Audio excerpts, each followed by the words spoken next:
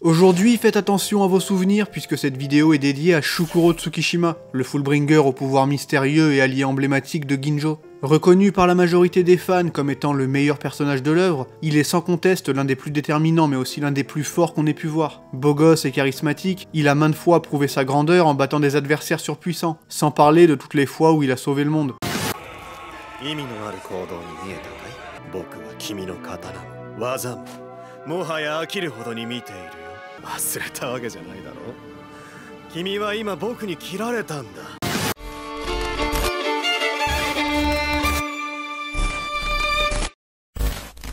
Bon, arrêtons les conneries et intéressons-nous vraiment à ce fameux Tsukishima, qui en a fait baver de ouf à Ichigo pendant l'arc Fullbring. Alors oui, c'est pas un personnage central de l'histoire non plus, mais sa prestation face aux Shinigami remplaçants et ses amis n'en reste pas moins mémorable, et il a été un élément clé pendant les derniers chapitres du manga. Sa personnalité, sa propension à manipuler les autres et son pouvoir complètement fumé en font un personnage très intéressant à analyser, et il a aussi droit à un peu plus de développement dans les romans Ken Fear Your Own World. Mais commençons un peu avec son histoire, et sa rencontre avec Ginjo qui a complètement changé sa vie. A l'époque, celui-ci a recueilli un jeune Tsukishima qui, comme lui, était seul et n'avait nulle part où aller. C'est Ginjo qui lui a enseigné comment se servir du Fullbring, et ensemble ils ont rencontré plus tard d'autres Fullbringers qui formeront ensuite le groupe Execution. Pour faire simple, Ginjo est son mentor, celui qui lui a tout appris et celui pour qui il combat dans l'arc Fullbring. Il jouera donc un rôle majeur dans le plan d'Execution, dont le but final est de s'emparer des pouvoirs d'Ichigo et se venger des Shinigami, que Ginjo considère comme des traîtres pour diverses raisons. En vrai, l'histoire est un peu confuse, mais les romans apportent pas mal d'éléments pour clarifier le tout. Donc si vous voulez en savoir plus sur le passé des Fullbringers et les motivations de Ginjo, je vous conseille mes vidéos là-dessus. Mais quoi qu'il en soit, Tsukishima est un peu son bras droit et va tout mettre en œuvre pour que le plan réussisse. Son pouvoir est d'ailleurs central là-dedans, et il est capable de causer des dégâts psychologiques énormes à ses victimes. Tout son arc tourne d'ailleurs autour de ça, et ce fameux pouvoir appelé Book of the End est vraiment fascinant quand on s'y intéresse de plus près. Déjà, il correspond parfaitement aux airs mystérieux et froids de son possesseur, qui sous son calme et sa tranquillité apparente cache un cerveau machiavélique et manipulateur. Mais en plus de ça, il est comme je l'ai dit complètement fumé, et permet de faire des trucs vraiment insoupçonnés. D'ailleurs là-dessus aussi, les romans apportent des éléments sympas, mais on y reviendra. Expliquons déjà la base des pouvoirs de Book of the End. Comme tous les Fullbring, il découle d'un objet particulier, et ici c'est le marque-page de Tsukishima. Celui-ci peut se transformer en un sabre très puissant avec une capacité particulière, insérer son souvenir dans la mémoire de ce qui tranche. S'il choisit de le faire, la victime touchée n'est alors pas blessée, mais ses souvenirs se voient modifiés, et elle considère désormais Tsukishima comme un être proche. Celui-ci peut alors faire ce qu'il veut avec sa cible, dont il peut modifier les souvenirs, voire même remplacer d'autres personnes dans leur mémoire. Évidemment, il apprend aussi tout de la personne qui vient de trancher, et ça c'est vraiment le genre de capacité qui peut poser problème. C'est de cette manière qu'en s'en prenant au proche d'Ichigo, il a pu l'isoler complètement, avec l'impression que celui-ci était littéralement seul au monde. Dans cette situation, n'importe qui finirait par vriller en pensant qu'il devient fou, et c'est un peu ce qui se passe quand notre héros voit que ses camarades les plus proches prennent le parti de Tsukishima, et le défendent face à ses menaces. Mais le pire, c'est qu'ils ne l'ont pas oublié non plus, donc ils se retrouvent complètement déchirés puisque pour eux, à ce moment-là, Tsukishima est un ami cher au même titre qu'Ichigo. Et quand ces victimes se rendent compte qu'il y a un truc qui cloche avec leurs souvenirs, bah elles finissent par complètement péter les plombs, un peu comme Orihime et Chad à la fin de l'arc.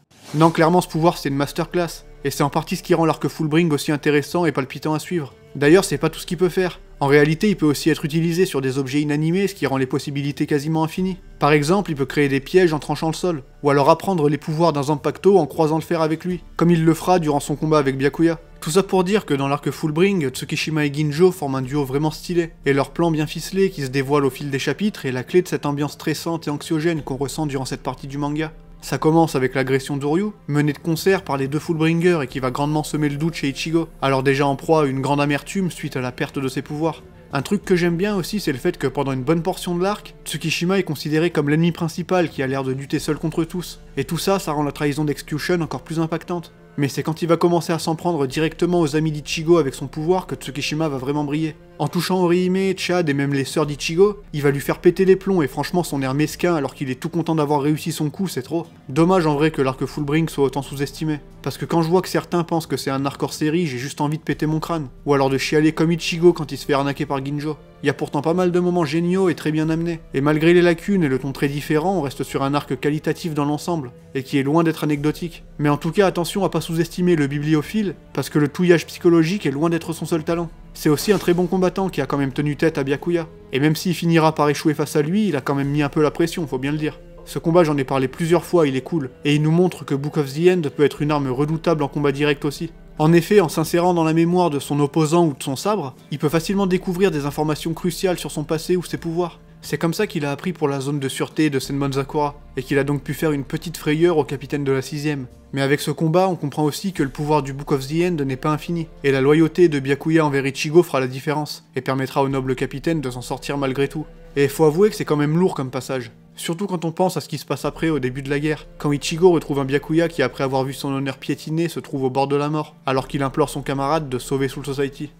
Quoi qu'il en soit, cet affrontement avec le chef du clan Kuchiki sera synonyme de fin de parcours pour le Fullbringer beau gosse, qui périra des suites de ses blessures. Un moment assez pathétique qui nous montre justement le passé et sa rencontre avec Ginjo. Bon, c'est très court malheureusement, mais on apprend ce que j'évoquais tout à l'heure, à savoir que Ginjo est le mentor de Tsukishima, celui en qui il a pleinement confiance. Du coup forcément, en voyant que ce dernier s'apprête à mourir après avoir été battu par Ichigo, il va péter un câble. Et là, Riruka a une phrase vraiment stylée je trouve, quand elle dit en parlant de Ginjo, « Celui qui nous a sauvés c'est lui, mais celui qui l'a sauvé lui c'est Ichigo ». Et même si c'est réel, tout ça c'est pas facile à accepter pour Tsukishima, qui sera victime d'une fin triste et amère. Seul point positif là-dedans, il finit par réaliser avant de mourir que même sans Ginjo, il n'est pas seul, car tout comme lui qu'il avait recueilli alors qu'il était gosse, Tsukishima a aussi une personne qu'il admire, en la présence du fameux Shishigawara. Hormis Ginjo, c'est le seul à vraiment considérer Tsukishima qu'il voit comme son aîné. Bon, après leur relation est bizarre, et le jeune Fullbringer sait bien que le respect qu'il lui témoigne n'est pas vraiment réciproque, en tout cas pas avant la fin, mais ça l'empêche pas de le suivre et d'être prêt à mourir pour lui.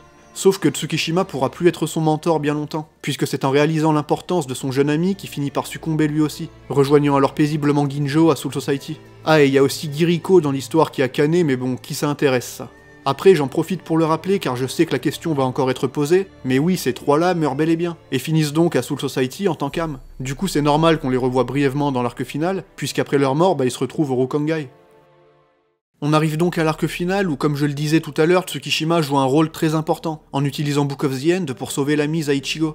Bon, on voit sa gueule genre 3 cases, ça va très vite, mais je me demande si Kubo comptait pas le mettre plus en avant. Je parle de Tsukishima mais aussi de Ginjo, Giriko et Ganju, parce que rappelez-vous, il y a cette double page là qui nous montre cette improbable équipe partir s'entraîner, dans le but évidemment de prendre part à la guerre face au Quincy. Et franchement, un petit fight de Ginjo et Tsukishima contre un ou deux Sternritter, moi j'aurais pas dit non. Je pense que c'était même prévu à la base, mais ça s'est pas fait. Et on a juste ce moment avec Tsukishima, qui comme on l'a dit reste déterminant puisque c'est grâce à lui qu'Ichigo peut retourner au combat, et définitivement en finir avec Yua. En créant un passé où Tensa Zangetsu n'a jamais été détruit, il a pu le rendre réparable à nouveau, et sans son intervention, Oxyr le roi des Quincy aurait sûrement été impossible. Et malheureusement, c'est tout ce qu'on a pour Tsukishima dans cet arc final. Mais le gars a retourné la situation en 2 pages, donc c'est quand même pas rien. Et comme j'ai dit, il a aussi droit à ses moments dans Ken Fear Your Own World, même si ici c'est surtout Ginjo qui sera le plus mis en avant.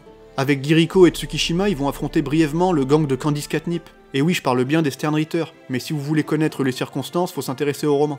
En tout cas ici, on découvre une nouvelle facette du pouvoir de Book of the End, puisque Tsukishima va s'en servir dans le but de se défendre et parer l'attaque foudroyante envoyée par leur opposante. Pour ce faire, il va s'insérer dans la mémoire d'un arbre qui se trouve à proximité. Je sais, ça a l'air con dit comme ça, mais en réalité en faisant ça, il crée un nouveau passé au sein même des souvenirs de l'arbre. Un passé dans lequel il aurait arrosé et nourri ce fameux végétal. Résultat, celui-ci va se mettre à grandir de façon incroyable, devenant un arbre massif qui protège les Fullbringers en faisant office de paratonnerre. Et ça, c'est une utilisation vraiment stylée et inventive de son pouvoir, qui peut s'avérer à la fois dangereux et très polyvalent. En pouvant s'en prendre aux êtres vivants mais aussi à son environnement, il pourrait faire des trucs de dingue en vrai. Car en insérant sa présence dans le passé, il peut à sa manière influer sur le monde et sur les événements futurs. En plus de ça, grâce à Book of the End, il a accès à une source de savoir potentiellement infinie, puisqu'il peut sonder le passé des gens ou des choses qui tranchent. Du coup imaginez, est-ce qu'il pourrait prendre pour cible le Seireitei? Genre s'il s'insère dans le passé de ce lieu mythique pour en apprendre tous ses secrets, ça pourrait donner un truc de malade. Book of the End est donc parfait pour représenter Tsukishima, qui rappelons-le est aussi défini par son amour des livres. Il a même lu les romans écrits par Ukitake, donc le gars déconne pas là-dessus. Et d'après Tite Kubo, le livre qu'il a avec lui la plupart du temps s'appelle Le Retour d'Aion ou d'Aion, je sais pas comment ça se prononce. Alors en vrai ce livre existe pas, mais le nom Aion lui signifie bien quelque chose, et il s'agit pas du monstre des 13 bestias. Il serait plutôt question ici d'une très vieille notion philosophique représentant un des 3 concepts principaux du temps. On va pas rentrer dans les détails, mais c'est une info plutôt sympa je trouve. Et ça appuie bien ce qu'on disait sur le pouvoir de Tsukishima, qui à sa façon influe aussi sur le temps. Et pour revenir sur les romans, ce pouvoir il sera aussi déterminant et permettra à Ginjo et son groupe de berner Tokinada. L'ancien leader d'Execution sera même décisif au combat, ce qui fait plaisir à voir.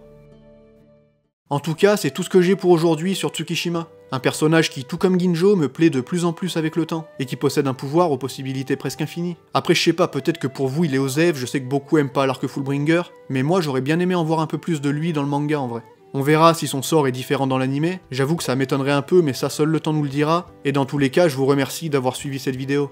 En attendant la suite, n'oubliez pas de laisser un like et de vous abonner si vous voulez soutenir la chaîne. Et moi, c'est là-dessus que je vous dis vive Bleach, et à la prochaine, tout simplement.